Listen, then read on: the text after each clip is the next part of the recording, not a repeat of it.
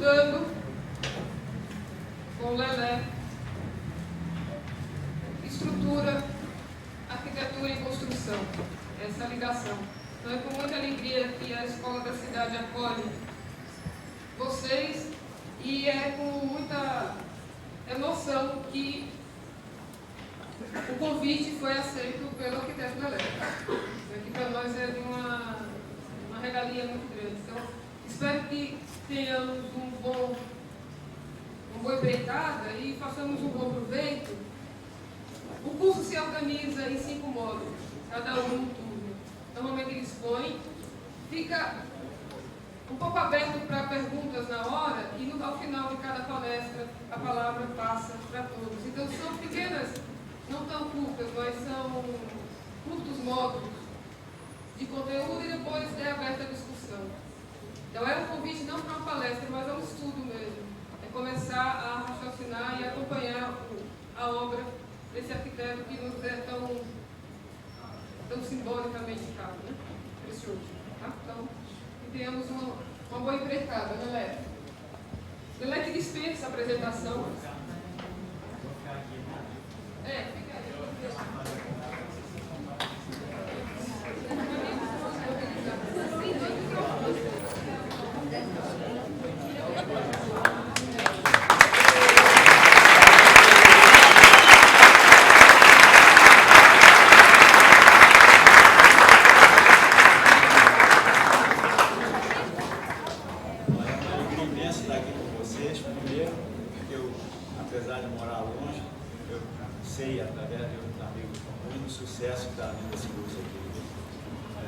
Até eu estava contando hoje para a Nália, aqui em Brasília.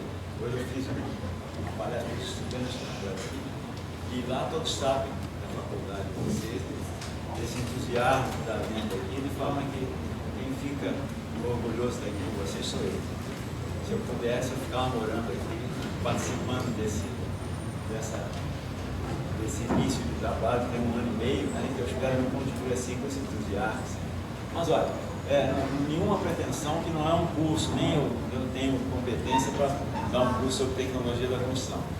Na verdade, essa sequência de reuniões que nós vamos ter aqui, eu comecei a organizar isso há uns 20 anos atrás. Eu acho que era uma maneira da gente discutir construção, uma coisa sempre difícil para nós arquitetos, esse convívio com a tecnologia da construção. Então eu venho trabalhando nesse projeto já há algum tempo. Mas eu confesso que acho sempre uma coisa ruim, sabe? Deficiente, e não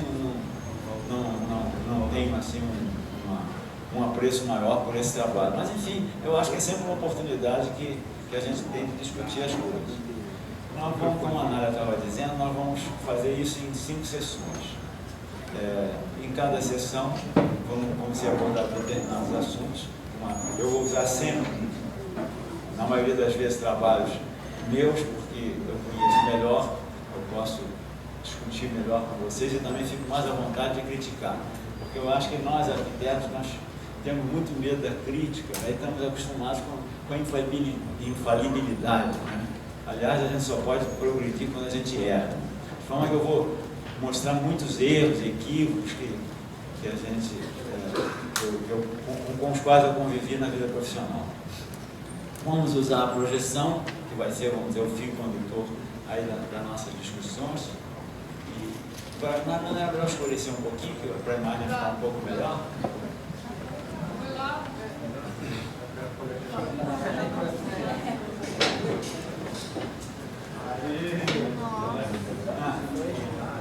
Posso? Assim, mais perto.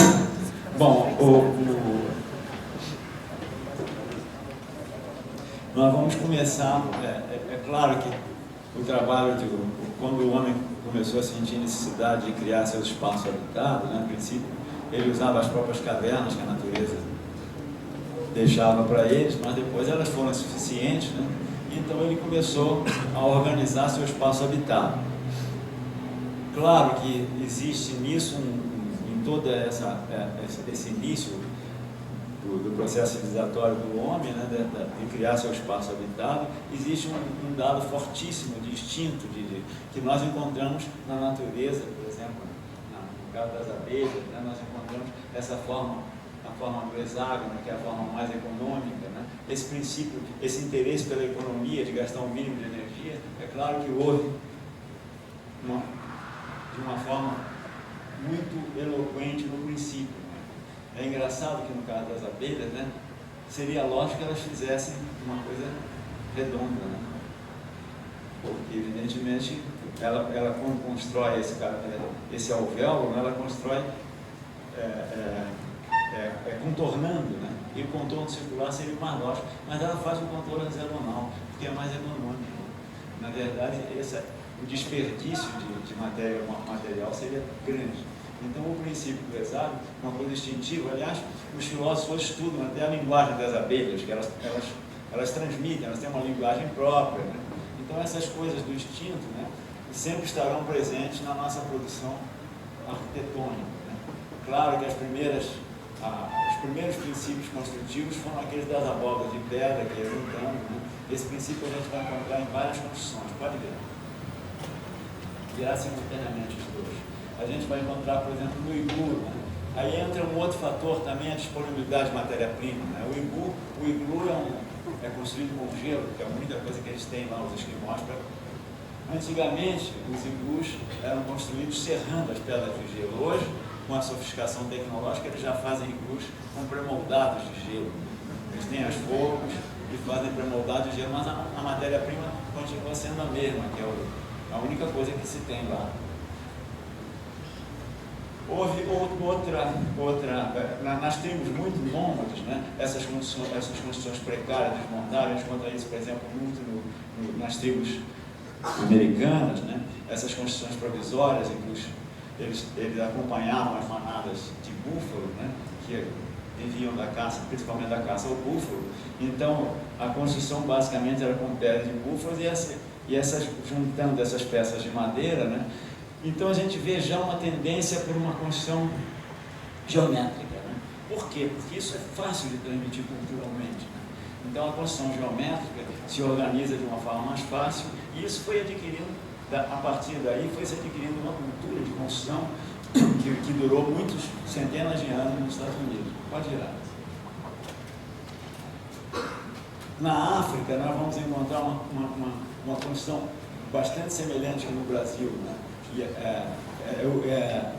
Também uma construção semi-provisória, né? Quase todas as tribos africanas usaram esse tipo de construção, que é uma palhoça em que eles curvam a madeira, né? Amarram, a madeira é tensionada, com isso ela se torna mais resistente.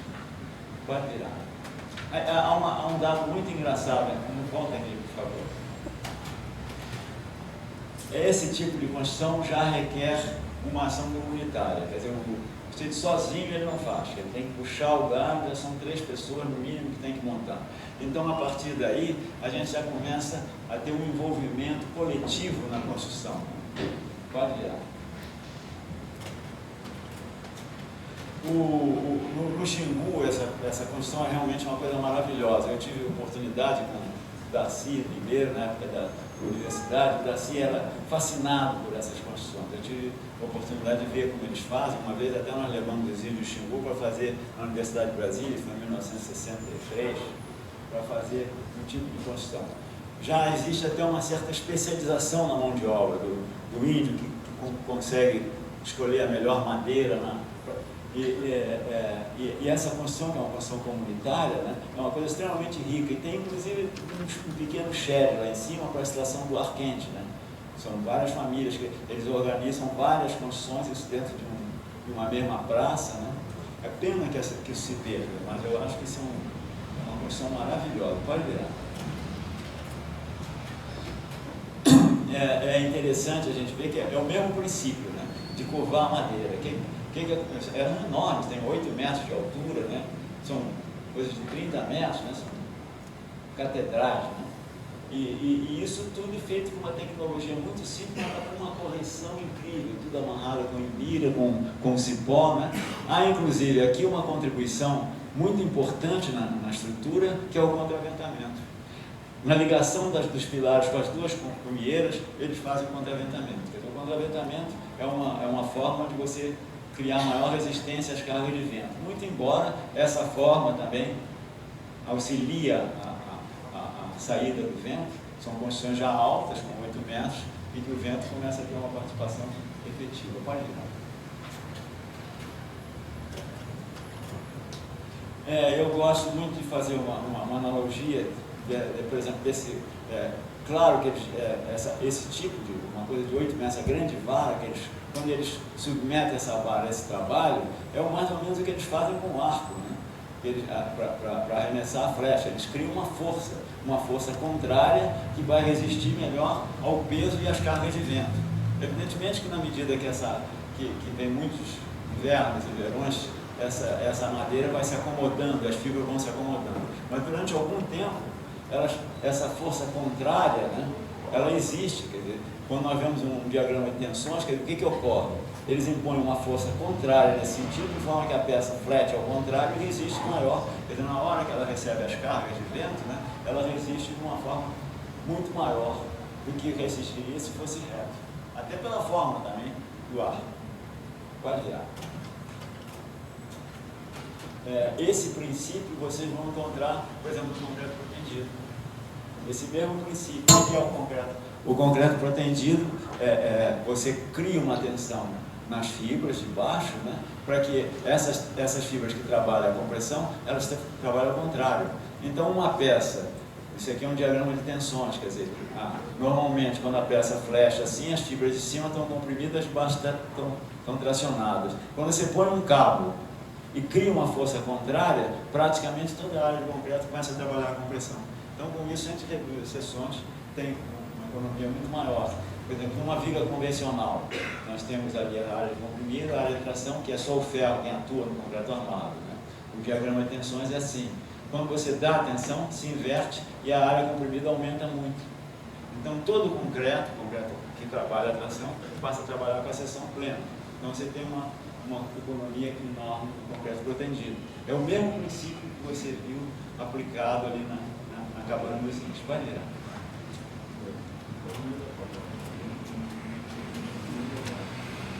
Agora, o que eu acho mais incrível é a questão da ventilação, da iluminação e a criação dessa cumieira. E há até a intenção de já de criar uma certa decoração. Algumas tribos já decoravam esses pilares principais que ligam as cumieiras. Pode ir. Bom, nós vamos passar agora, esse é um projeto lá de Brasília, uma construção que eu chamo uma construção caótica, porque ela não tem nenhum princípio construtivo. Vejam que aquele princípio geométrico que se criou, os índios do Xingu, eles fazem aquelas cabanas desde que o Brasil foi descoberto, quer dizer, porque a gente tem conhecimento pelo menos há 500 anos. Mas por quê? Porque é uma construção, isso foi passado de geração em geração, como um processo cultural, né? A geometria favorece, são 2 círculos com uma ligação, então toda essa construção geométrica, esse ideal, vamos dizer, de cabana comunitária, né? É uma coisa que foi gradualmente sendo incorporada e todos eles sabem construir a sua casa. A verdade é essa. Nós, arquitetos, somos já especializados, mas na sociedade deles, todos eles têm alguma especialização. Quem vai procurar o tronco, até tem uma passagem muito engraçada que quando eles foram construir lá na universidade uma coisa dessa, um arquiteto, colega nosso, Pessino, foi comigo e levado na mata para escolher as peças. E ele foi levar na mata, naturalmente, como o carioca que estava lá em Brasília há pouco tempo, se perdeu no meio do mato. E os índios gozaram, né? Porque os índios que falavam, e ele ficava falando língua de Tarzan, mim vai levar você, essas coisas. Mas, na verdade, os índios gozaram ele, porque os índios sabiam se orientar perfeitamente. Quem retornou com eles para a universidade foram os índios, porque ele se perdeu. Então, essa coisa da orientação, né? Essa coisa instintiva, intuitiva, né? Que a gente perdeu, né? Na verdade, os índios, eles se orientam em qualquer lugar, não precisa ficar só na mata deles, em qualquer mata eles se orientam. Mas essa casa aqui que eu chamo de vira aqui também, por favor. Não está querendo virar? Por favor. Tecnologia. Tecnologia tem essa surpresa. Prendeu, né?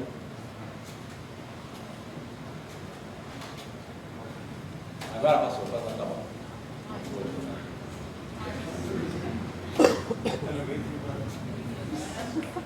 Agora pode ser assim, depois a gente faz isso, deixa isso mesmo. Não era esse, não tem importância. Deixa assim. Mas essa é. Aí tem um por cima do outro. Aí virou cabana de índio, uma simbiose aí.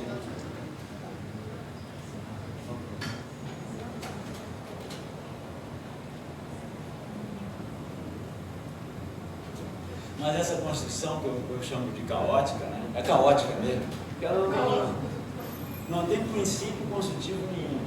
A ideia, essa casa foi feita, aliás, por médico da Rede Sara, que é amigo meu antigo, Luiz Campos da Paz, foi logo no princípio de Brasília. Então havia os terrenos lá na beira do lago, que houve um loteamento lá, e ele comprou um desses terrenos, que havia assim era um terreno bem atípico em Brasília, porque ficava já perto do Paranoá, numa declividade com muitas pedras, assim, e inclusive com uma vegetação de cerrado muito bonita, que a gente queria preservar. Então a ideia foi fazer uma casa o mais possível resguardando essa questão dos valores naturais, não só da sucupira, da vegetação de cerrado que tinha lá, mas principalmente da topografia, né? Aproveitando naturalmente todas as pedras. A construção é quase que uma caverna, assim, pode virar. O partido era uma casa que ele não pretendia morar, até então ele não tinha filhos, era casado sem filhos, e a ideia era ter um espaço que ele pudesse passar lá, até morar com a mulher, mas tinha uma casa mais para fim de semana, que nesse período era um lugar ainda afastado do centro da cidade. E então a ideia foi o quê? Foi preparar o terreno, né, para ter esse espaço aqui. Esse espaço resultou, ele não foi o espaço projetado. Na verdade, não houve desenho de projeto, nós fomos escolhendo o sítio que melhor se adequava à implantação da casa, né, e fomos fazendo a escavação naquele local. Pode virar. É uma construção extremamente primitiva, né? Não houve essa intenção também de virar um troglodita, houve a intenção apenas de preservar a paisagem. Isso aqui é minha filha. Mas ela nessa época, hoje ela tem 40 anos. Ela era garotinha. Mas a casa só tinha esse espaço aqui, um deck, né? E o resto era tudo como se fosse uma gruta. Pode virar. Quando a gente começou a escavar, tinha uma pedra enorme que não conseguiu ser removida. Agora isso foi feito com um caseiro só. A gente chega para lá, chega mais para cá, então a construção é completamente caótica. Até hoje ninguém sabe bem qual é a planta da casa, mais ou menos. E essa pedra ficou aí. Até depois que eu vi a pena, vamos deixá-la aí, vamos valorizar, para botar uma lanterna de luz aí em cima da pedra, que ficou quase simbólico aí dentro de casa. Pode virar. A piscina também foi escavada, criada uma gruta especial para a piscina. Agora, o que eu gostaria seria, a vegetação era essa, mas infelizmente se introduziram outras espécies, outras plantas aí, e a vegetação do cerrado se perdeu. Existe alguma sucupira, tem uma sucupira antiga, mas a vegetação do cerrado se perdeu. Pode virar.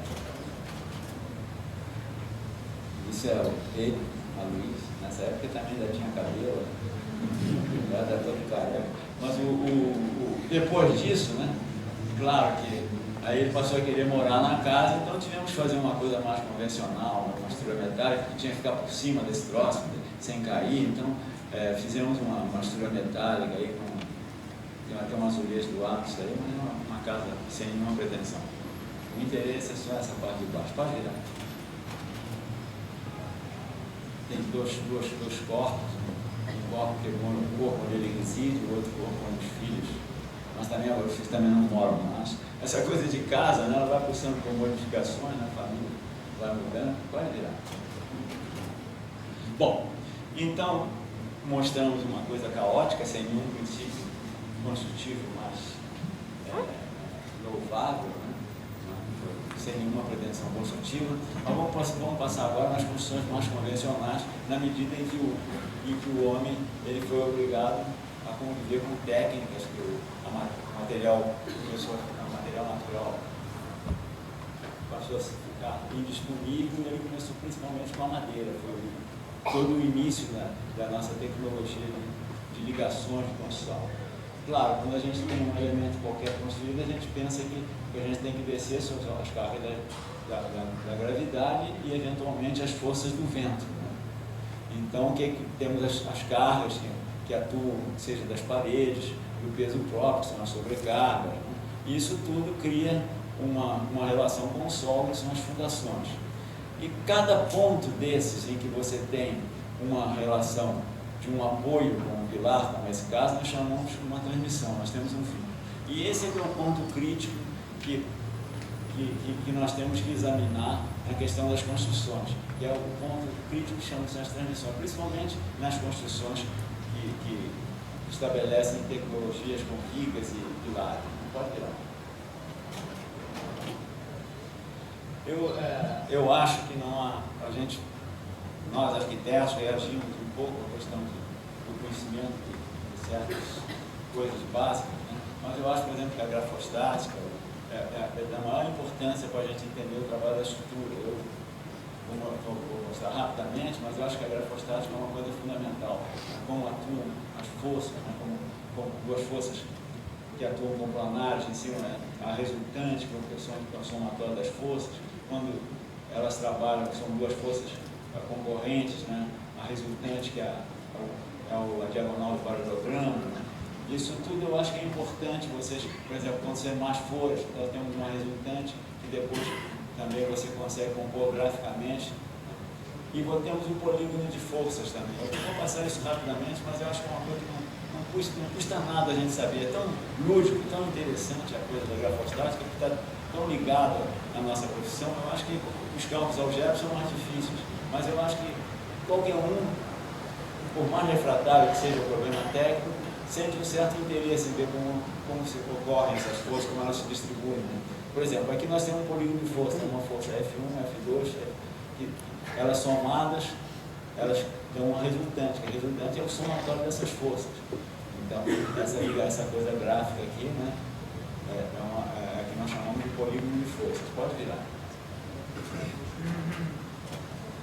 Se as forças são paralelas, né, então a resultante, você coloca a força F1 desse lado, inverte uma do outro lado, cruza as diagonais, a resultante ela trabalha sempre mais próximo da força maior, também paralela. Né? No caso de serem forças em direções opostas, né, a resultante ela trabalha do lado da força maior. Né? São processos gráficos muito simples que todo mundo pode. Eu aconselhava a vocês lerem livros de grafostática que não custa nada. Não é um conhecimento assim que vai ocupar muito o cérebro de vocês. Bom, então, quando você tem, quer dizer, nós temos aqui essas forças agindo, né? Quando a resultante, para esse sistema, se a resultante vier, esse sistema está se deslocando. Né? Então, para que esse sistema esteja parado, em equilíbrio, é preciso que essa resultante ela seja no sentido oposto. Então, aí o sistema está parado, em equilíbrio, o sistema em equilíbrio. Né? Aqui é a mesma coisa, o sistema em movimento, você tem duas forças resultantes, se a resultante está no sentido oposto, então o sistema está em equilíbrio. Se está assim, ele está em movimento. Pode ver. Vou passar rapidamente, mas eu acho que isso é só para umas certas referências que eu queria criar para vocês.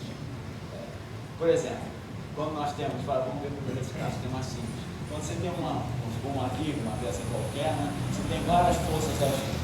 Então essas forças, quando você constrói o polígono de força aqui do lado, quer dizer, paralelas à direção de cada força, F1, F2, você constrói e você obtém a resultante.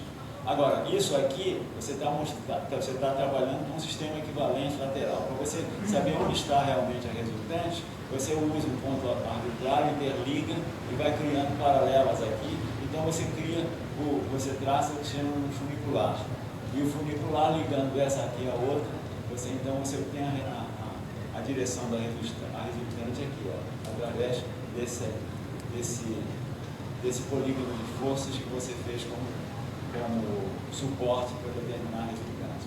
Lá a mesma coisa, só que são forças em sentidos opostos. Então o polígono vai tendo esse desenho mais sofisticado aí, mas na verdade é a mesma coisa. No final você liga e nesse caso aqui você vai ligar essa força para a direção da última, que é essa aqui, e vai cair lá fora, o resultante fica lá embaixo. Pode virar. Não vou me deter muito com isso, senão vocês me param. Mas eu acho que é importante. Mas olha, a outra coisa que se coloca é que sempre que você tem uma força em relação a um ponto e essa força atua, você cria um momento. Então essa relação entre essas duas forças, no caso esse binário, chama-se binário, isso aqui chama-se um braço de alavanca. E o momento é a multiplicação da força, F1, por esse braço de alavanca. Então, F1 é. Bom, então vamos passar a questão dos vínculos. Posto isso, vamos ver o que ocorre nos vínculos.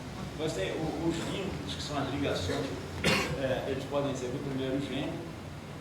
O que são vínculos do primeiro gênero? Vínculos do primeiro gênero são vínculos que inibem só uma direção de uma força. Né? Então, por exemplo, um simples apoio que você tem aqui. Então, um pendural, um tirante. Um tirante, se você fizer assim com a peça anda dos dois lados. Né? Ele só impede a força da gravidade. Então, ele só está impedindo uma direção. Então, esse é um vínculo do primeiro gênero. Pode virar aqui, pode virar os dois. Pode virar os dois. Bom, aquele slide ficou um pouquinho fora do lugar, não tem importância, vou voltar a isso. Você ainda graficamente, sem usar o processo analítico, você consegue, por exemplo, determinar que você tem uma força atuando numa viga, né? A reação de apoio, que são as resistências, as duas resultantes, onde estão os apoios da viga, você consegue graficamente, invertendo a posição da viga, conforme você lá, determinar a resultante e o valor delas. No caso, o valor das duas forças, R1 e RB, que são RA e RB, que são as resistências.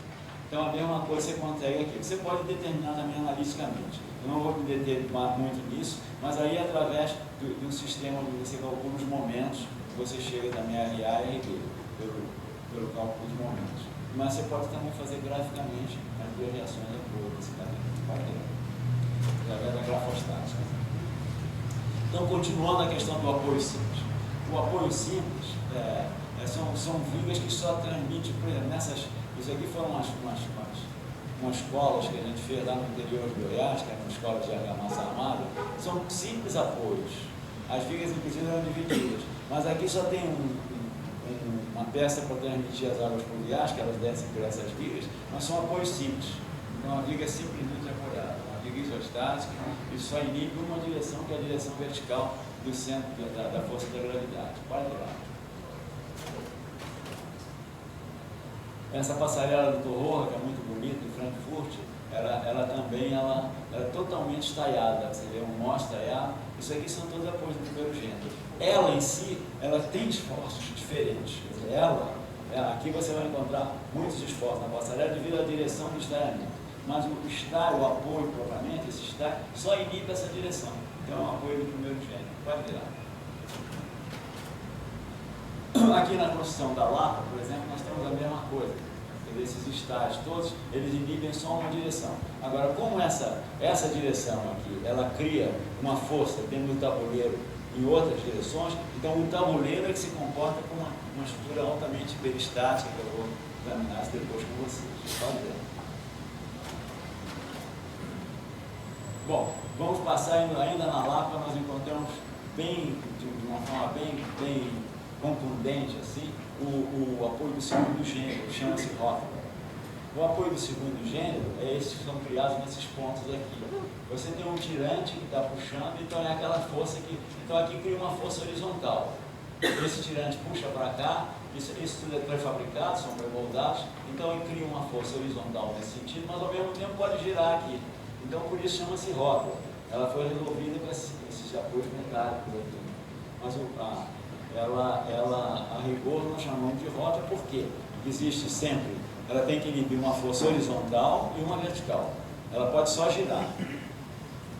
Então é o apoio de segundo gênero. Existem muitas formas. Aqui, por exemplo, o apoio Freycinet, que é uma rótula que você usa no concreto, emagrecendo o concreto aqui, a ferragem dobra assim, então ela fica frágil aí, fissura aí, e ela trabalha como rótula. A linguagem gráfica da rótula é esse tipo de assim ligado, pode virar. Então aqui nós temos bem nítido essas rótulas. aqui tem uma rótula, aqui você tem uma rota, todos esses pontos aqui, a estrutura gira aqui. Então o tirante, né, ele cria essa força no sentido de uma coisa do primeiro grau, mas cria as rótulas que criam essas forças horizontais também. Vai virar. E finalmente nós vamos ter a ligação. A ligação total, que é a ligação que é o engaste, né, em que você inibe também o momento. Então aqui nós inibimos a força vertical, a horizontal e o momento. Quer dizer, a peça não gira. Então esse momento que se cria, que impede a peça de girar, na rótula, no segundo grau, nós temos ainda a peça girando. É o momento, é o momento de engaste.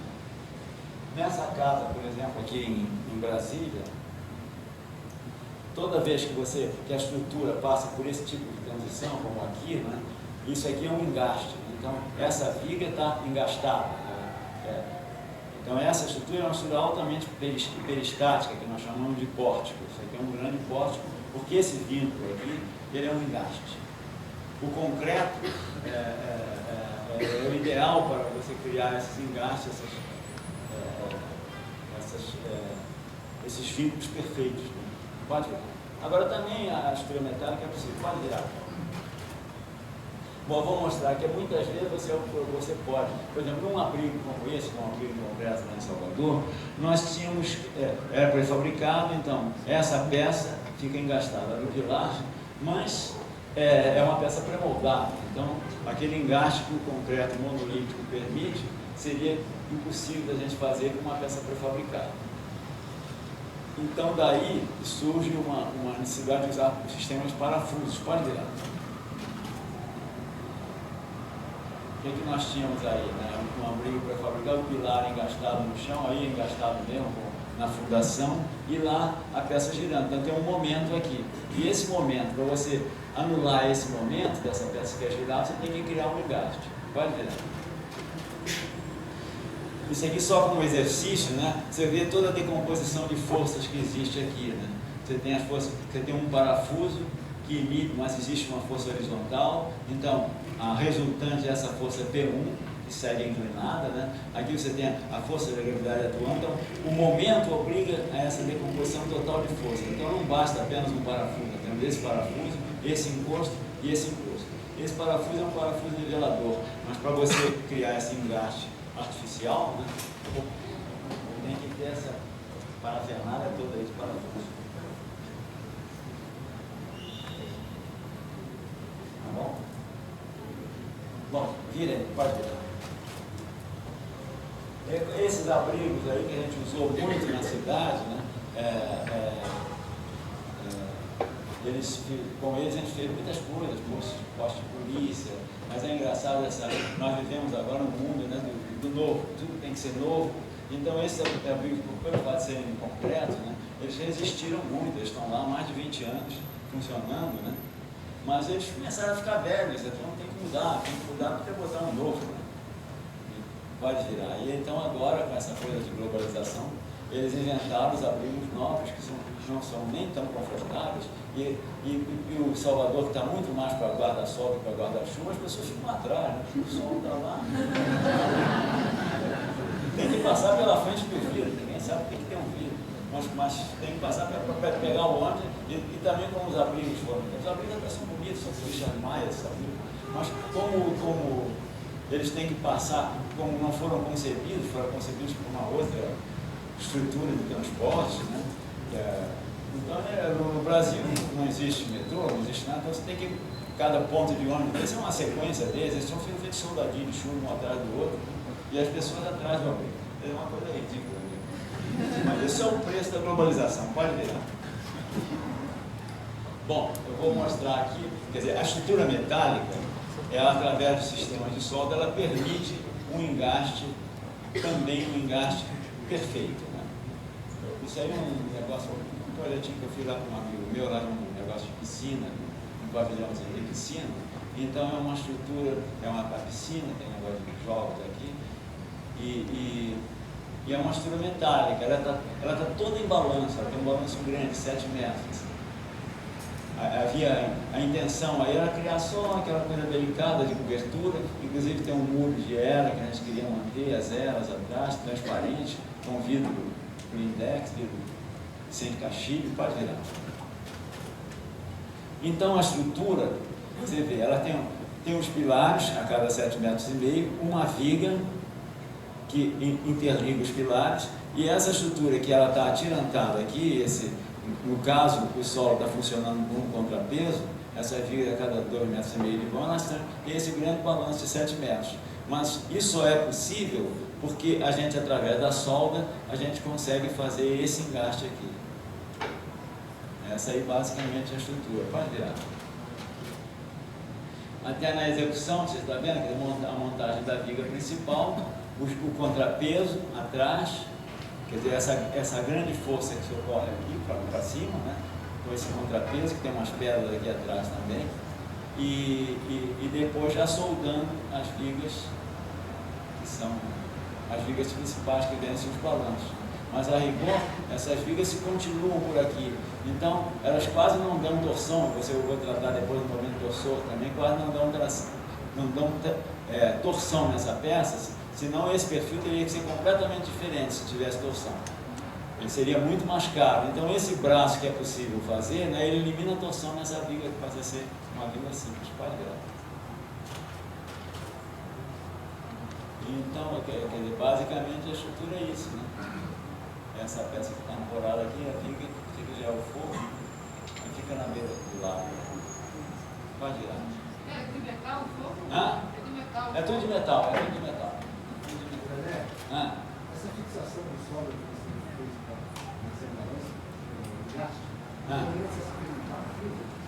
ela pode ser feita em parafuso, mas é muito mais caro, né? Quer dizer, quando você tem a fixação com parafuso, primeiro você sempre perde um pouco de inércia, a ligação das pedras. Quando ele começa a baixar, ali você tem o banzo, volta um pouquinho, dá para voltar?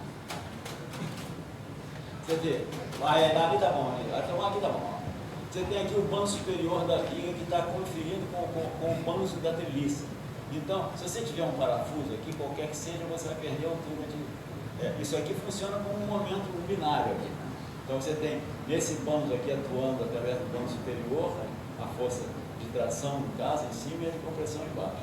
Então, se você faz por solda, você utiliza toda a altura de banzo a banzo, né? Que é uma vantagem grande. Aqui, ó, vocês veem um binário aqui, ó. Isso aqui é um binário. Então, o que tem? Essa força agindo aqui, a outra agindo aqui. Então, você tem esse momento que está aqui, ó, ele é transmitido para cá nesse binário. Então, tudo em estrutura se resume em um momento e direção. Mas não, é simplíssimo. Qualquer pessoa não precisa ter nenhuma inteligência brilhante. É a coisa mais simples. Nós, arquitetos, só não entendemos porque tem uma vontade. Realmente. Não ocupa nenhum espaço do cérebro.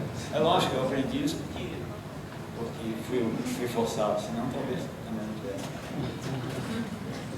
O problema é o seguinte, meu convívio com a construção foi na época de Brasília, em 57, né?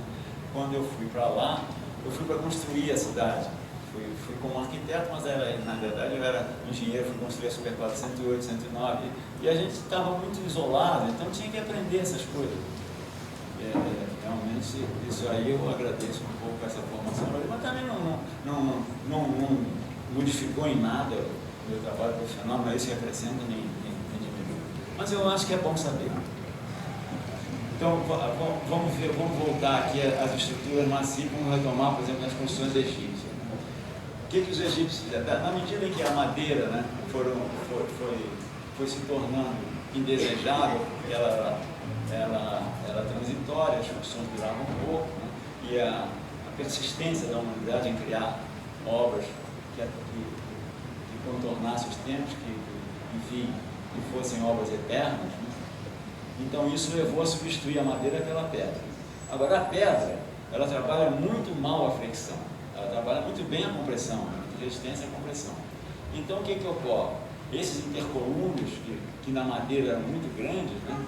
Eles passaram a ter que ser reduzidos. Vocês vão encontrar isso na arquitetura grega, na arquitetura egípcia, todas as arquiteturas que foram substituindo a madeira pela pedra.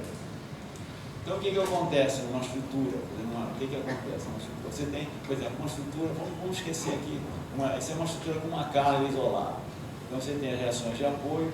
Esse diagrama aqui a gente chama de momento. No caso de uma carga isolada, é um diagrama triangular. E no caso de ser o esforço cortante, onde o momento é máximo, ele passa por uma zona de transição do zero.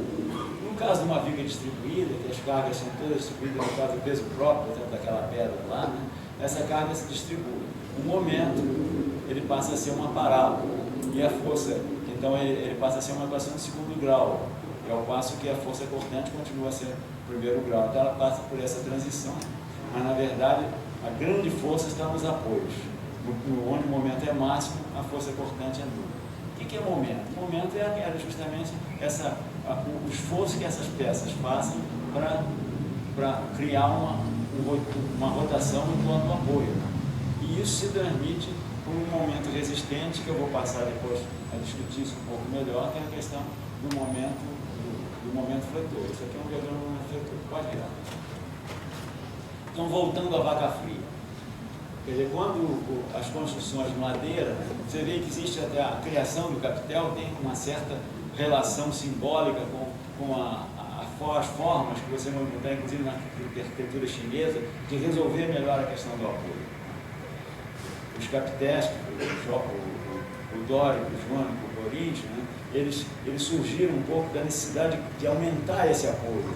Então eles passaram a usar isso como decorativamente. O dórico, que é o precursor de todos, é um pouco mais simples, depois o jônico e o coríntio, que é mais sofisticado, mas na verdade a função deles é melhorar essa questão do apoio, como acontece também na arquitetura japonesa e chinesa com a madeira.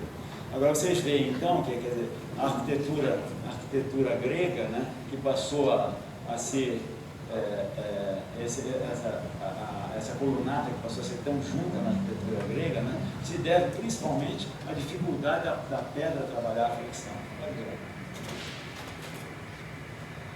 Claro, você pega, por exemplo, o que acontece? Quando você tem um diagrama de tensões que eu mostrei lá na casa dos índios, então isso aqui, em cima, a pedra trabalhando na compressão, embaixo a tração. Em cima ela trabalha muito bem, mas não adianta nada porque embaixo trabalha pessimamente. Então não houve outra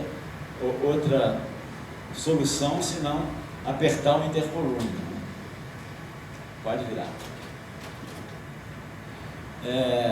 Agora é engraçado, o Vitrúvio, né, que foi a primeira obra de engenharia, né, de Vitrúvio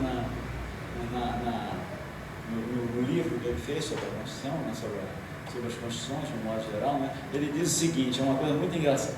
Tem um capítulo que ele fala que as construções, quer dizer, que como as construções com um intercolúnio muito apertado, acabavam duas matronas não podendo passar juntas entre dois pilares, então não era muito funcional. Ele aconselhava um intercolúnio um pouquinho maior. A razão é que eu acho fantástica, né?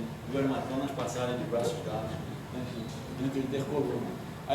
E ele diz, inclusive, que o intercolúnio com três fustes seria o mais elegante, ele chama do mais elegante, mas que na verdade é o mais comprometedor, que arrisca muito essa viga de pedra e que começa a ter que ficar maior ainda, a viga de pedra por causa da flexão. Ele diz, agora se for passar disso é melhor fazer de madeira, enfim, retornar ao que era antes a construção grega, porque aí não tem saída para fazer um intercolúnio maior que esse. Paládio, que foi um arquiteto renascença, que levou muito a sério essa questão, foi quem estudou mais Vitrúvio, foi Paládio. Vou derrubar isso aqui. Isso aqui é uma arapuca. Mas o Paládio, né, ele usou essa fórmula aqui, dos três. Tá bom, pode deixar, né? Vou dando minhas tropeções aqui. Mas Paládio, eu vou virar um pouco devagar, mas tem um trabalho, o Júlio Gatis produziu um livro agora sobre Vitrúvio. Eu aconselhava vocês lerem, que é muito interessante. Não sei se vocês já leram, mas é muito interessante. Mas Paládio foi um grande construtor, né? Existem pessoas que nem sempre entendem a razão desse aglomerado de pilares no canto, mas é porque cada um recebe sua carga de pedra. Isso aqui não é gratuito, não é uma forma de valorizar o seu porte principal, não.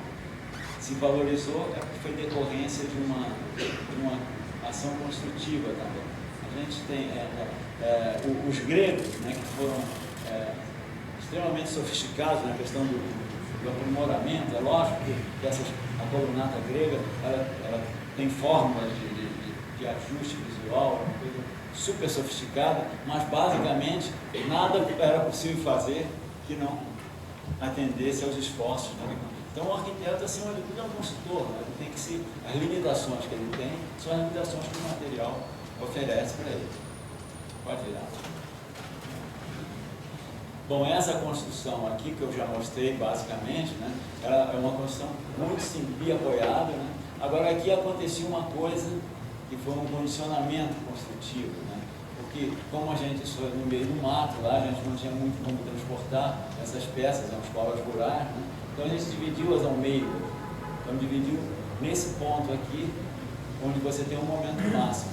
Então o diagrama de Fleitor de uma peça dessa é essa, você tem um momento máximo positivo embaixo e um momento negativo aqui. Então, aí você pergunta, mas por que dividir nesse ponto?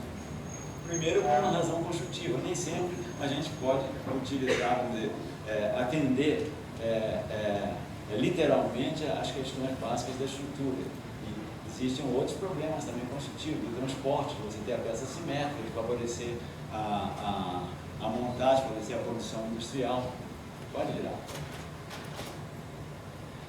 Esses prédios aqui da colina foram os primeiros prédios prefabricados que a gente fez lá em Brasília. Então isso resultou de uma compreensão muito grande do concreto, né? Claro que a grande vantagem do concreto é você poder ter as coisas monolíticas. Mas naqueles primórdios a gente achava que isso era muito difícil. Então essa construção basicamente tem todos os equívocos, né? Uma superposição. Então aqui você tem uma peça biapoiada que recebe uma fogueirinha de vigas isostáticas. Pode ver. Quer dizer, uma viga isostática é uma viga biapoiada. Claro que o pilar ele tem que ser engastado, mas na verdade as vigas todas são biapoiadas, ela põe em cima dos pilares. Pode ver. O pilar já tem como tem cargas de vento, então o pilar não pode se deformar. Então criava-se esses pontos aqui para engaste dos pilares, depois era colocado uma argamassa para você ter realmente o engaste. Então ele vence um momento eventual. Pode ver. E é tudo assim, tudo isostático. Pode ver. Nós fizemos lá também um prédio da colina, né, que é um prédio de apartamento para professores, com o mesmo princípio. São peças todas isostáticas. Aqui já tentamos aliviar um pouquinho o momento positivo através dessa viga que chama-se apoio Gerber. Então, ela tem um balanço e o apoio, simples apoio, então se afasta um pouco. Então aqui você tem um engaste, você tem momentos aqui no apoio. O princípio constitutivo desses prédios foi exatamente você usar as caixas de apoio construídas no local para resistir às cargas de vento. E o resto tudo prefabricado. Pode ver.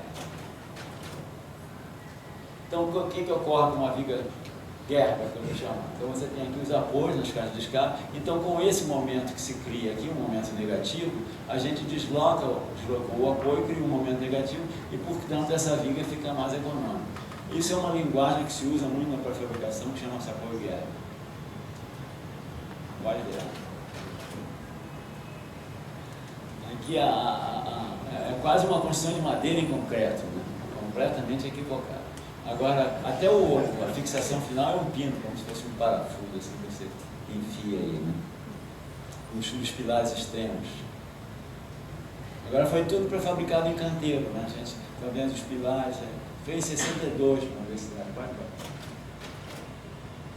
E tudo foi prefabricado em canteiro, todos esses componentes de concreto, eles eram feitos ao lado para evitar o transporte, uma coisa muito interessante. Todos eles protendidos, estão vendo os cabos de proteção aqui?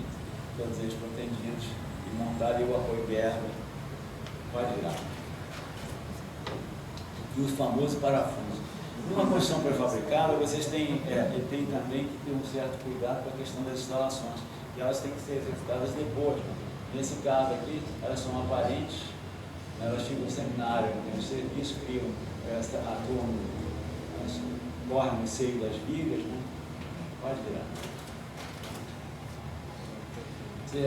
A proteção às vezes oferece uma oportunidade como essa, né? Você, antes, quando você não tem peso ainda, você monta, mas os cabos protendidos ainda estão lá. Então você realiza a primeira proteção e depois de montado já com a carga, você realiza a segunda proteção. Então o concreto protendido oferece essa possibilidade. As vigas eram muito pesadas, com peças de 13 toneladas. Né? Pode ver. Bom, vamos aí examinar o que acontece quando você sai do sistema biapoiado, né, que você começa a criar cargas horizontais. Então o que ocorre? Então, vamos supor que você tem uma escada colocada numa parede. Né? Claro, todos já perceberam, se a escada estiver mais inclinada, é mais fácil você cair. Se ela estiver quase que verticalzinha, você ainda sobe sem ter ninguém te ajudando, apenas com um atrito aqui. Isso por quê? Quando ela vai mais inclinada, a força horizontal é maior. Então você tem a força inclinada que segue a direção dela, né? E uma força vertical, que é o peso da gravidade, e a força horizontal. Então, na medida em que essa peça vai ficando mais horizontal, mais vertical, né? Você reduz, aumenta a força vertical, permanece igual, mas você diminui a força horizontal. Então, esse é um princípio que você vai entender em várias construções que criam essas coisas que chamam de impulsos. Pode virar.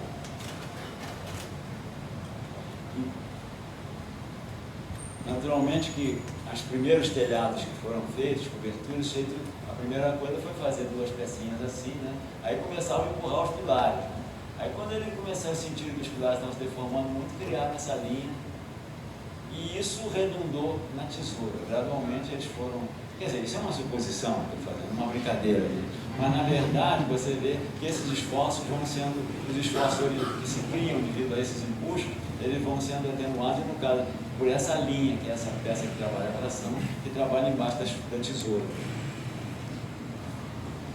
Então, na verdade, o sistema que você tem aqui, sempre o que é? Quando você junta duas peças, como aqui, duas escadas aqui, né, elas criam essas forças horizontais. Então, para você evitar, ou você cria um tirante, ou você tem que ancorar isso no chão. No caso ali, o tirante é aquela linha amarela. Pode ver.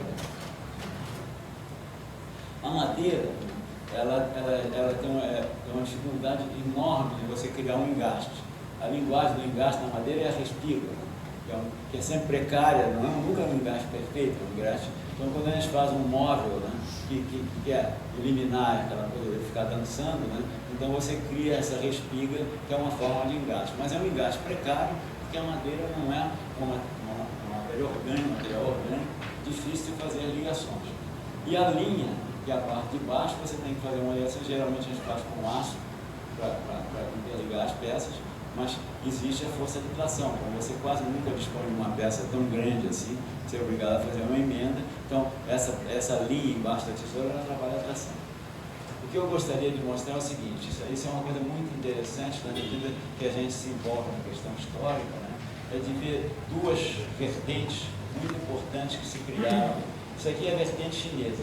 O telhado, a inclinação do telhado, evidentemente, que é para as águas correrem, até para a neve, né? Mas enfim, uma função basicamente de condução das águas. Vocês vão encontrar na arquitetura árabe a herança, que essa tesoura que chegou através de Portugal ao Brasil, a nossa tesoura, né? É uma herança árabe. E vocês vão encontrar essas duas vertentes bem marcadas, né? Vocês vão ver que toda a Europa, né, não cultivou o uso do tirante. Foram os mouros, né, que levaram o uso do tirante para Portugal. Mesmo assim ficou só em Portugal e Espanha. Não entrou mais para a Europa. Ninguém usa tirante. Arquitetura gótica, arquitetura romana, ninguém usou o tirante por uma questão de preconceito. Simplesmente. Ninguém é obrigado a usar aquele sistema estrutural. Pode virar. Então vocês vão ver na arquitetura chinesa toda aquela linguagem dos apoios, né? A arquitetura chinesa é igual à japonesa, mas só que ela é muito mais rica e sofisticada em cor, em em ornamentos, né? Mas os princípios esportivos, a rigor você tem aquela superposição que eu mostrei, não existe uma tesoura. Os telhados é uma superposição de peças. E a importância enorme que na arquitetura chinesa é dada a essa transmissão dos apoios. É aquela mesma coisa que você vai encontrar no capitel. Né? São esses apoios para aliviar o trabalho da madeira. Os japoneses chegaram a alguns 40 metros. Agora na China tudo assim, tudo super pintado, né? Pode virar. Aqui na arquitetura, então essa linguagem toda que eles desenvolveram, os capitéis, né? Para fazer balanços, né? Tudo isso é para atenuar a junção das peças em cima dos pilares. Você vê aqui. Pode virar. Já a arquitetura japonesa, muito mais austera, né? Era quase uma coisa industrializada mesmo, que tinha inclusive um móvel construtivo, que era o tatame, né? Você encontra uma rigidez, uma disciplina quase de uma arquitetura louisiana, que Mies van der Rohe, né? Mies van der Rohe se sugestionava muito com a arquitetura japonesa, essa coisa disciplinada do módulo, né? E muito mais austera, até no uso da cor da arquitetura japonesa, que outro tem coisas lindíssimas, né? Mas sempre com essa austeridade que você está vendo aí. Agora, grandes vãos, até de 40 metros, não pode ver, que a madeira propicia. Então, voltando àquela questão das forças, né, vocês vão ver na tesoura, que é a linguagem da treliça, né, você tem sempre essas forças que se aplicam em cada nó. Né? Se vocês aplicarem aqueles ensinamentos básicos que eu mostrei naqueles primeiros slides, vocês vão chegar a realizar todos os esforços que existem em cada nó, analisando um por um aqui. Ou então, utilizando uma construção gráfica muito simples, que é o Cremona, né, para determinar os esforços e as direções de cada barra dessas. Isso nas treliças chama-se nó, e as barras são as barras de condução dos esforços. Uma construção gráfica do Cremona, né, você sempre usa um sistema paralelo que você aplica todas as forças, depois vai tirando paralelas sucessivamente. Isso aqui é a decomposição de cada nó deles. Não vou me deter muito, senão a gente vai esgotar o tempo. Pode ver. É só para chamar a atenção. E nas treliças também, né, no fundo elas são a mesma coisa. Nas treliças elas também têm os nós e as barras. Então o que ocorre nas treliças? Né? Você tem sempre as barras. No caso dessas barras estarem inclinadas nesse sentido, aqui está o apoio, elas trabalham a tração. As horas amarelas são tração e as laranjas são as comprimidas. Né? Se você invertesse essa coisa, ela trabalharia a compressão. Aqui tem um exemplo de uma treliça, um prédio. Não sei se dá para notar que aqui próximo dos apoios essas barras são maiores, vão reduzindo na medida que vai para o meio do vão. Por quê? O que ocorre na treliça? Nas áreas dos apoios, as tensões dessas barras são muito maiores. Você vê aqui são 22, né? Vai diminuindo 18, 15, né? Ao passo que ao contrário, ocorre no momento, vai ser maior no meio. As tensões da barra do ponto inferior e do ponto superior. Pode ver. Esse é um prédio também que utiliza esse sistema construtivo, que é as treliças de fachada. Né? Então você consegue grandes vãos com uma construção relativamente econômica. Né? Você vê essas barras aqui, como são bem mais grossas, elas vão diminuindo à medida que vão para cá, é porque essas aqui têm uma força muito maior, estão trabalhando a tração. A mesma coisa com os pilares, que eles também vão reduzindo a carga na medida que para o meio do vão e para o extremo do balanço. Pode virar. Esse prédio aqui é um prédio lá em Maranhão. É um prédio também que foi todo proposto industrializado, mas aqui você tem uma treliça de transição. Então você já tem uma treliça, também ela trabalha e recebe as cargas de um outro pavimento. Então, ela, além do seu pavimento, ela faz uma transição para um outro piso. Aqui nós temos 3 pisos em cima dessas treliças. Pode virar. O sistema, são pátios, né, de aeração e de ventilação que tem, e essas treliças, então, elas são colocadas, esse azulejo do lado, isso é muito bonito. Está vendo aqui a treliça e o pavimento em cima dela. Pode virar. Aqui na fachada dá bem para ver. Pode virar. Bom, continuando aí nas coisas dos momentos, né? Nós vamos ver aqui, né, nesse prédio lá em Salvador, que são as exposições, esse prédio é um prédio antigo, aqui tem uma tecnologia muito sofisticada para a época, principalmente, né? A ideia é que ele foi pensado como um pórtico de entrada do centro administrativo, ficava numa área já estrangulada do sistema viário, então a ideia era ter o prédio completamente solto para você permitir que o sistema viário, tanto de saída quanto de entrada, houvesse a parada aí. Um prédio que ia ter um sistema de computação já nessa época, com informações sobre o centro. Olha. Ele tem, mas aqui a gente encontra aqui fica bem claro toda essa questão da decomposição de força. Ele tem um auditório de um lado, do outro lado um salão de exposições, e aqui uma galeria. Né? Então o que nós temos? Nós temos um tirante, outro tirante, né? E um sistema de rótulas aqui, que aqui se cria uma força. Então essas rótulas, elas giram. Para esse tirante aqui, que ele está submetido à ação do sol, com o seguinte, ele tem uma dilatação, então esse prédio sobe e desce 1,5 cm todo dia. E é preciso que essas coisas, essa rotação seja absorvida aqui nesse ponto, senão é que trinca todo. Então nas estruturas isostáticas você tem claramente os esforços. Aqui o que ocorre? Pode girar. As cargas de 1.000 toneladas, então tinha que ter 2 seções bordoadas. E a ancoragem lá em cima. Esse prédio até foi muito engraçado, que ele foi, quando chegou no final, a firma construtora que foi fazer não sabia nada de nada, era completamente ignorante. Então, no final, tivemos que montar uma tenda lá, com o calculista, que era o Sérgio Villas, e o Mário da Vez, também. E no final, quando nós fomos ver, quando ia passar os carros, esse negócio está completamente torto lá em cima. Assim. Então ia criar também uma força horizontal no sentido, uma torção do carro que podia não ter essa coisa toda. Então teve que tudo ser recalculado na hora para ver o que aconteceria. Depois chegamos à conclusão que podia puxar os carros, que não ia, então podia eventualmente com uma força horizontal que se criasse no sentido, torcer o mastro e ele ter que quebrar. Bom, vamos voltar aqui aqui. Então, nós vimos a questão da viga isostática biapoiada. Agora, vamos supor que essa viga ela esteja engastada aqui, nesse ponto. Se ela for engastada aqui, ela vai criar uma força horizontal. Então, se você tiver 2 engastes, como você tem aqui, você tem dois momentos grandes, é aquele poste que eu mostrei. Com isso, o que acontece? Você vê, se essa viga for simplesmente apoiada, ela tem esse momento aqui, ela teria essa deformação. Mas se ela for engastada, ela tem outro tipo de deformação, então o momento reduz muito menos.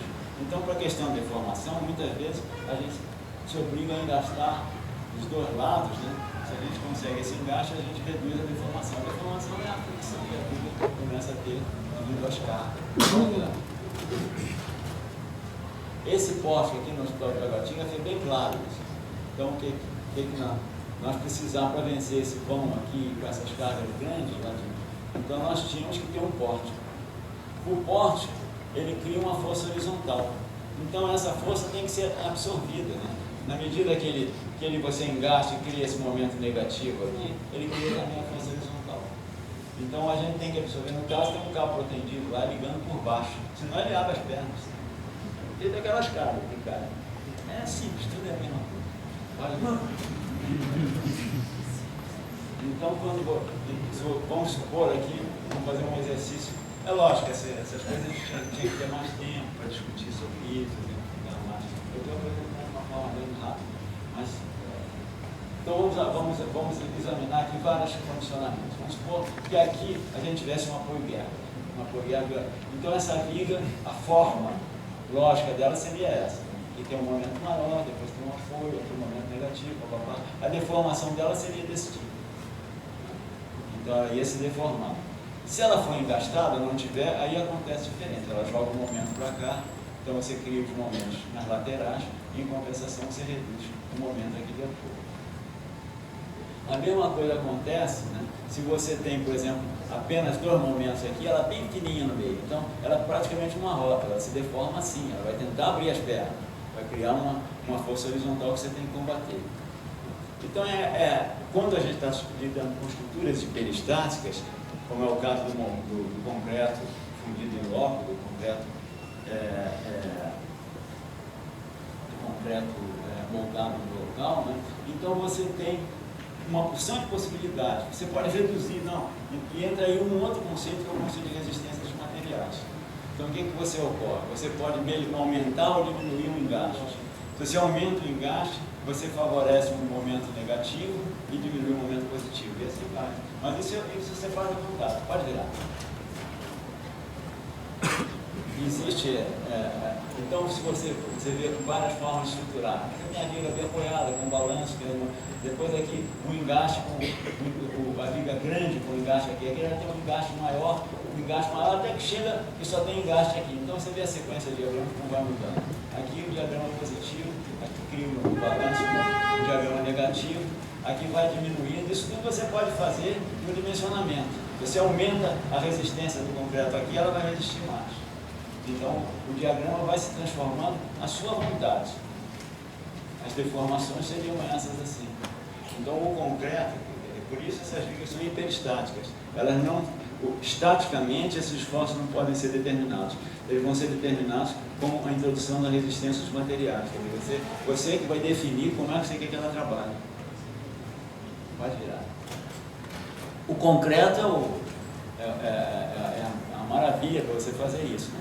Ou então, você vê nas vigas hiperestáticas, são vigas que vão passando por uma seção. Isso no concreto é muito possível, né? Você tem uma viga contínua, então ela passa por um momento positivo, negativo, ela se deformaria assim. Então, com isso, o diagrama delas, uma viga apoiada seria só um diagrama simples, aqui o diagrama passa negativo, positivo, negativo, positivo e assim vai. O diagrama constante. Bom, então quando a gente entra no conceito de resistência material, você passa a ter que entender um pouco o que ocorre numa seção. Né? Por exemplo, numa seção que está sendo com momento positivo, você tem sempre a compressão embaixo, a compressão em cima e a tração embaixo. No concreto armado, você não tem essa área trabalhando, então você substitui essa área pelo ferro, que o concreto não trabalha com penetração. Esse conceito aqui, que é o conceito do momento de inércia, do momento resistente, é um conceito que a gente tem que assimilar isso, porque isso é básico para você entender como funciona a estrutura. Então, o momento de inércia e o momento resistente, que é uma resultante. O momento de resistência é mais fácil até de vocês, essa forma é muito fácil de você entender. Esse triângulozinho, aqui a área desse triângulo multiplica pela coisa, essa distância, o momento, isso é facinho. Vocês pegaram isso, vocês entendem. E a outra questão que se coloca para a gente entender as estruturas, que é a deformação. Então, existe uma lei que chama-se lei de Hooke, que ela se aplica para as materiais, e que significa o seguinte, quer dizer, as tensões são proporcionais às deformações durante um determinado período. Então, no concreto, você tem, no ferro, por exemplo, até um certo ponto, elas são proporcionais. Nesse regime, que é o regime elástico, elas retornam, quando para o esforço, elas retornam para uma posição primitiva. Quando ela ultrapassa esse ponto e entra em escoamento, que é essa coisa horizontal aqui, né, ela não retorna mais. Depois ela continua resistindo muito até se romper. Então esse regime aqui, que é o regime plástico, quem pescou com linha de aço, né, sabe que às vezes pegava uma pedra e ia puxando, parecia que a pedra estava abrindo, não era a linha que estava entrando em escoamento. Depois ela de repente ficava dura e arrebentava. Então a resistência aumenta muito quando você passa agora ela não volta ao que era. As fissuras, se ela passar por uma fase de escoamento, as fissuras elas ficam definitivas. Pode virar. Então, voltando aí às deformações, o que é que nós vamos... Existe isso aqui, são fórmulas de você calcular o concreto. Porque no concreto, conforme eu disse, o concreto trabalha na mal-atração. Então, você substitui isso pelas armaduras. Então, você tem em cima o concreto trabalhando e embaixo o ferro. No estágio 1, que é você tem sempre essas tensões, as formas são dos triângulos. No estágio 1A você já tem uma deformação que já está passando até do médio de ruptura e que você considera já o concreto já deformado. Então ele passa a ter essa forma aqui. Ele não retorna mais. Não são métodos de cálculo. Então o que ocorre? Vamos entender uma coisa que eu acho que é muito importante. Isso aqui, essa coisa aqui. Quando você tem uma viga se deformando, vocês viram que ela se deforma, a tendência dela é se acomodar para baixo. Então ela cria esforços horizontais, as fibras de cima, né, parece que elas correm em torno da linha neutra. E aquela outra força forte, que é a força cortante, que se dá nos apoios. Então, a decomposição dessa força horizontal, que são as fibras de cima, sendo correndo em cima das fibras de baixo, com essa força vertical, dá uma composição inclinada em torno de 45 graus, que a gente chama de cisalhamento. Então vocês vão ouvir muito falar em cisalhamento. Cisalhamento é justamente essa força que é no concreto comum, no concreto armado, a gente combate esse esforço dobrando os ferros com os trilhos. No concreto protendido é através da própria inclinação do carro que combate esse esforço, que é maior nos apoios, porque eu mostrei para vocês que a força cortante é muito maior. Esse princípio é chato, vai melhorar um pouco. É engraçado quando você estabelece uma analogia, por exemplo, com uma treliça, com os valores da treliça, vocês vão ver que quando o momento é maior, o valor aqui, as cargas nos bandos são muito maiores. Né? Se vocês estudarem isso aqui, você vai ver que a treliça, esses esforços das barras, depois, elas também aparecem aqui nos diagramas. Né? Existe uma correspondência como se fosse uma viga. O Mohr, que estudou muito isso aqui, ele chamou de treliça de Mohr. É como se houvesse uma treliça de esforços dentro de uma viga, né, que age dessa forma. Você está vendo as linhas de cisalhamento, né, onde você tem as cargas mais fortes inclinadas. Pode ir. Bom, vamos quase. Vou voltar àquela questão do protendido, só para vocês entenderem esse negócio. Então você tem aqui uma viga armada, você tem só o concreto trabalhando em cima, aquele negócio simples.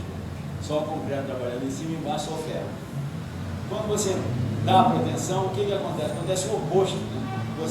A viga embaixo, você comprimiu, puxou ela embaixo e ela vai para cima, ela tenta embolocar para cima. E quando ela recebe a carga, ela se equilibra. Então, o ferro, por isso as vigas de concreto protendido são muito mais esbeltas. E o diagrama de tensões dentro da viga corre dessa forma. Bom, acho que nós passamos rapidamente essa coisa. Eu gostaria de. Isso aí podia ser desdobrado. Olha, é tão simples essa coisa de grafostática, de mecânica funcional. Isso aí a gente só não sabe como é. Porque realmente é uma coisa tão intuitiva, tão fácil de entender. E num curso isso aí, o desdobramento disso aí, sem entrar em problemas básicos de matemática, de integral, cálculo integral, diferencial, que não precisa para entender.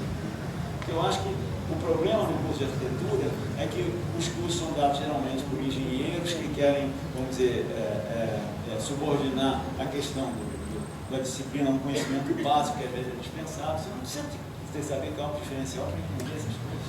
Isso é muito simples. Uma grande conquista da humanidade foi a amarração transversal. Por quê? Porque as construções sempre submetidas ao vento, né, elas tendem a desabar, né? Quando você tem um baralho. Vocês já viram aquela coisa do dominó, né? Vai tudo, uma caindo, porque não tem uma amarração transversal. Os dominós estão todos nesse sentido, você dá um soprinho e vai, derruba tudo. Mas se você tiver uma amarração transversal, nenhum dominó cai. Então essa conquista, que foi uma conquista, eu acho, tecnológica, sensacional, foi a questão da amarração transversal. Isso foi incorporado primitivamente, quase instintivamente. Nos índios, vocês viram que eles criaram já o contraventamento, que é a amarração transversal daqueles pilares. Essa casa aqui que eu vou mostrar é uma casa toda, ela foi projetada toda com um elemento pequeno de concreto para ser montado à mão, mas ela basicamente ela trabalha sempre com essa proposta, é um sistema mural todo baseado na amarração transversal. Pode ver. Então nós produzimos isso lá em Salvador, produzimos todas as peças prefabricadas, né, num tanque. Até aqui aconteceu uma coisa engraçada, né? Eu expliquei para vocês como é que fazer uma mesa vibratória, botar um vibrador, né? E a mesa ali, ele amarrou, ele fixou a mesa no chão. E ele, no final, ele estava querendo vibrar o planeta inteiro, né? Todos os vibradores queimavam. O baiano não se convenceu que queimasse um, né? Queimou uns 10 vibradores até chegar à conclusão que ele não ia conseguir vibrar a terra inteira com aquele vibradorzinho. Então, essas coisas elas dão a mesa vibratória, lógico, isso é um princípio estrutural. Se você enrijece, o terremoto, você resolve o terremoto, você deixa a peça flexível.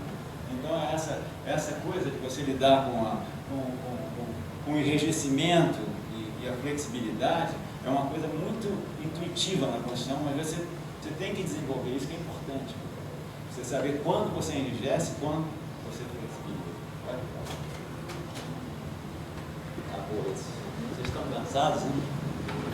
Mas essa primeira sensação é penosa por causa desse. É difícil. Mas o que eu vou fazer? Não, vamos em frente. Vamos direto ou vocês querem parar um pouquinho?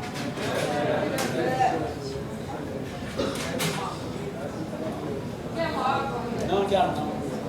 É legal.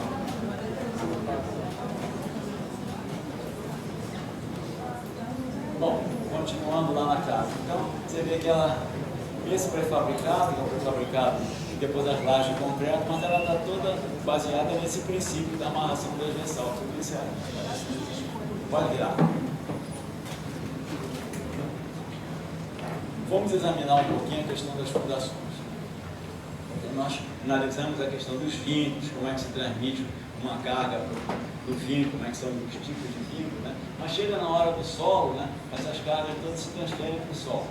E aí é preciso que o solo esteja disposto a oferecer a resistência. Em cada ponto vincular desse existe uma reação de apoio, que é o solo quem tem que resolver.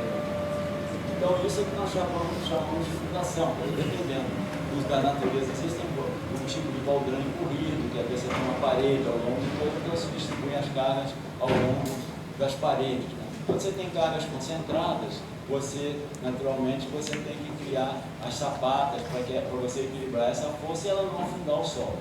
Existe uma lei de mecânica dos solos que essa força se transmite num ângulo de 30 graus. Uma regra mais ou menos empírica, mas que eu mais concordo assim, quase todos os pés. Mecânica dos solos é uma coisa meio complexa, certo? Complexa que não existe, assim, cada solo varia um pouco, em cada lugar você tem uma coisa diferente, mas existe algumas regras gerais que você tem que. Então, para você equilibrar esse peso aqui, por exemplo, tem uma outra solução, quando você tem um terreno muito ruim, é ter um radieiro. A rigor, você cria uma laje para absorver e distribuir essas cargas ao longo do terreno. Pode ver. Naquelas casinhas pré-fabricadas, o que a gente tinha?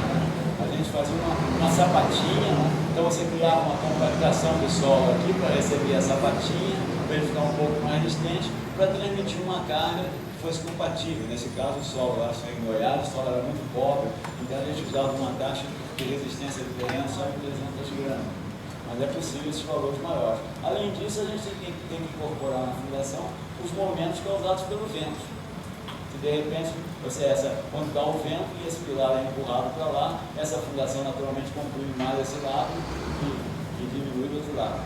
Então, você tem que levar em conta isso quando você calcula as fundações. Existem infinitos tipos de fundações, né? O caso das estacas, de tubulões, né?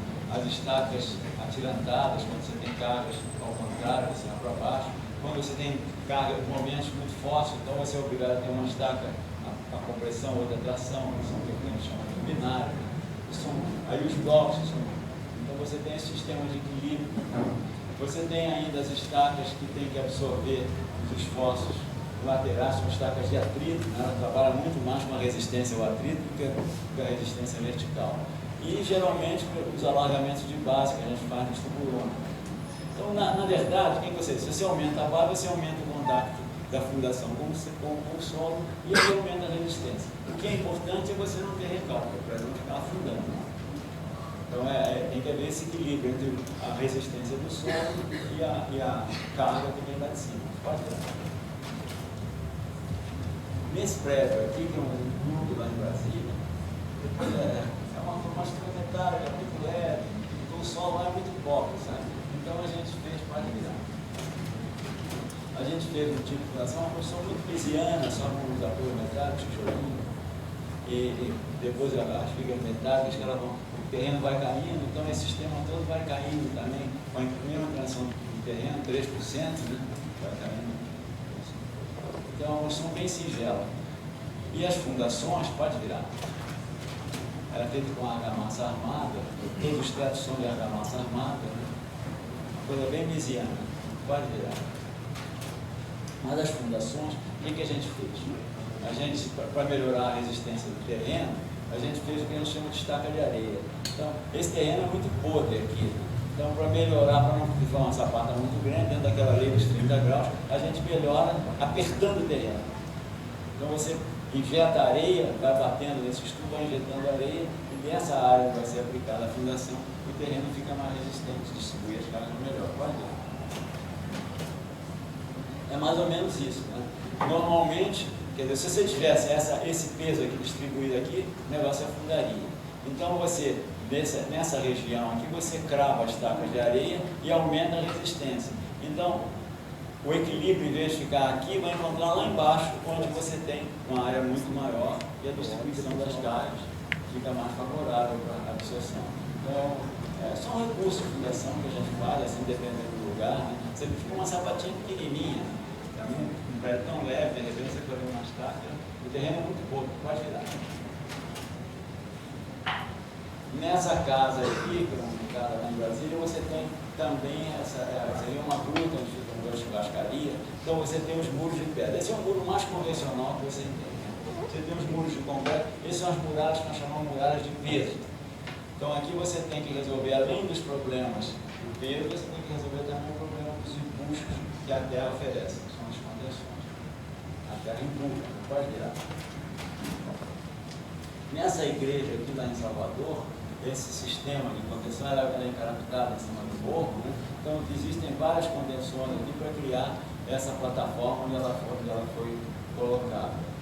Pode virar. Aqui nós usamos um sistema diferente. São contenções de tijolo, então o que a gente faz? A gente cria esses alvéolos e vai enchendo com solo de cimento. Então você cria um bloco de peso. Na verdade é como se fosse uma muralha de pedra, mas criada artificialmente com solo de cimento e o próprio tijolo. Então você cria essa muralha aqui. Então ela resiste, ela é de peso por quê? Ela é de peso porque a rigor é o peso dela que evita que ela caia. Então o diagrama aqui dos esforços da Terra, né, nesse sentido, eles são absorvidos porque ela tem essa configuração que absorve o peso da Terra. Existem outras contenções, como as contenções atirantadas. Aqui, por exemplo, no prédio lá em Brasília, que nós fizemos. Então, nessa contenção a gente vai fazendo de baixo para cima. Então, você escava um pedaço, atiranta, né? Depois concreta, vai atirantando. Então, a gente vai fazendo a escavação de baixo para cima. Nesse caso aqui, por uma contingência de que os edifícios do lado, são 3 andares de garagem, a gente não ia derrubar os prédios vizinhos. Então, pode tirar.